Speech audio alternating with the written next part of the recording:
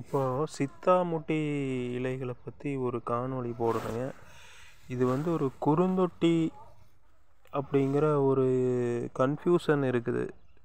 இதை யாராவது சித்த மருத்துவர்கள் பார்த்தா கரெக்டான குறுந்தொட்டி இதுதானா, இல்லை வந்து இது வேறையா, சித்தாமுட்டியும் குறுந்தொட்டியும் வேறு வேறேங்கிறாங்க. இந்த கேரளா சைடெல்லாம் பார்த்திங்கன்னா இதே தான் வந்து குறுந்தொட்டிங்கிறாங்க. குறுந்தொட்டின்னு சொல்லி பாலில் அவிச்சு பால் கஷாயமாக இதனோட வேரை கொடுத்து பிரசவமான பெண்களுக்கு கொடுக்குறாங்க.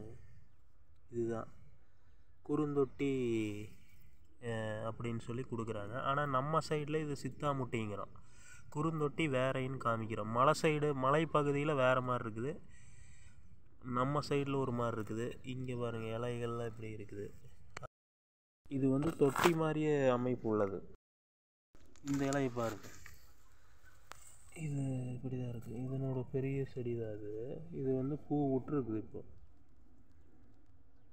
இது பூ விடுது இப்போதான்.